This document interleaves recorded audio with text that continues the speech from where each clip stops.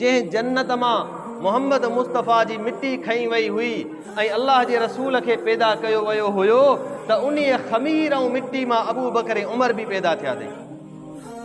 जंहिं जन्नत जे टुकड़े जे अंदरि जंहिं जन्नत जे टुकड़े जे अंदरि मोहम्मद मुस्तफ़ा हिन दुनिया खे छॾण खां बाद में अल्लाह जा रसूल उन जाइ ते आराम फरमा आहिनि त क़यामत जे सुबुह ताईं अबू बकर उमर बि उते आराम फरमाइनि।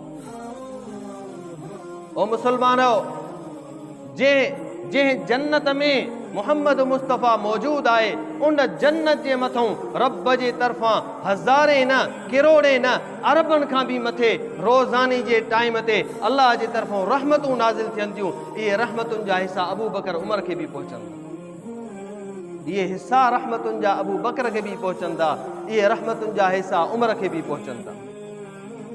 रोज़ानी हज़ारे मलाइक अल्लाह जे तरफ़ां ख़ुसूसन अचनि था ऐं अल्लाह जे रसूल जे रोज़े मुबारक ते सलातो सलाम पढ़नि था।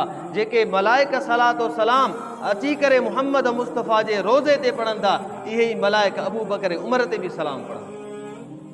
दुनिया जे इंसाननि ते नज़र कर, जेके मोहम्मद मुस्तफ़ा जा आशिक़ आहिनि, जेके मोहम्मद मुस्तफ़ा जा परवाना आहिनि, हितां हज़ारे ख़र्च करे वञी मदीने में मोहम्मद मुस्तफ़ा जी क़बर ते सलातो सलाम पढ़नि था त पोइ उन्हनि में एतिरो बि आहे जेकॾहिं मोहम्मद जे मथां सलात पढ़ंदे त अबू बकर सिद्दीक़ उमर खे बि सलाम पढ़ंदे। दुनिया वारो, तव्हां असां मदीने वेंदा आहियूं, दुनिया वारो मुसलमानो मके वेंदा आहियूं, मके ऐं मदीने में ज़मज़म जो पाणी पीअंदा आहियूं, खणी ईंदा आहियूं वापसि। पोइ हिते असां वॾी चाह ऐं वॾी मुहबत सां हिकिड़ो ढुक मिलंदो आहे त बि उनखे बीही करे ऐं इस्तक़बाल करे ज़मज़म जो उथी बीही उन जे इस्तक़बाल में उन ज़मज़म खे पीअंदा आहियूं त इन जी बरकत असांखे बि हासिल थिए।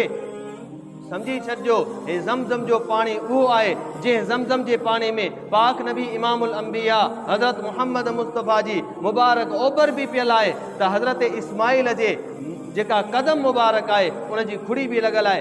यानी इन पाणी जे अंदरि हज़रत इस्माइल जी खुड़ी लॻी त अॼु ताईं पाणी न उन में ज़ाइक़े जो फ़र्क़ु आयो आहे, न उन में का ख़राबी आई आहे। क़यामत जे सुबुह ताईं पाणी बरक़रार आहे जंहिंखे पूरी दुनिया पीए थी पर ख़तमु नथो थिए। इन में बरकत कंहिंजी आहे? हज़रत इस्माइल अलैहिस्सलातु वस्सलाम जे हिकु खुड़ीअ जी। हज़रत इस्माइल अलैहिस्सलातु वस्सलाम जे हिकिड़े खुड़ी जी बरकत इहा आहे जो उहो पाणी अॼु ताईं ख़राबु न थियो आहे, पूरी दुनिया उन मां पाणी पीए थी, लेकिन ज़मज़म जो पाणी ख़राबु कोन थो थिए। ओ दुनिया जा मुसलमानो, यादि रखिजो, हज़रत इस्माइल अलैहिस्सलातु वस्सलाम जी हिकु खुड़ी आहे ऐं मोहम्मद मुस्तफ़ा जूं ॿ खुड़ियूं सिद्दीक़ अकबर जे सीने ते लॻियूं। जंहिं पाणी जे अंदरि हज़रत इस्माइल जी हिकु खुड़ी लॻे त क़यामत ताईं ख़राबु नथो थी सघे। हिजरत वारी राति मोहम्मद मुस्तफ़ा कुल्हे ते आहे, अबू बकर जे सीने ते अल्लाह जे रसूल जा 2 क़दम आहिनि। ओ दुनिया वारो मुसलमानो, जेकॾहिं उन पाणी जे अंदरि हिकु पैगंबर इस्माइल अलैहिस्सलातु वस्सलाम जी खुड़ी लॻी आहे, पाणी ख़राबु कोन थो थिए। जंहिं सीने ऐं दिलि ते मोहम्मद मुस्तफ़ा जा 2 क़दम लॻनि, उहा दिलि बि ख़राबु कोन थी। उहा अबू बकर जी दिलि आहे, उहो दिलि कॾहिं बि ख़राबु नथी थी सघे। तव्हां असांजो ज़हन ख़राबु थी सघे थो, लेकिन अबू बकर जी दिलि कॾहिं ख़राबु नथी थी सघे।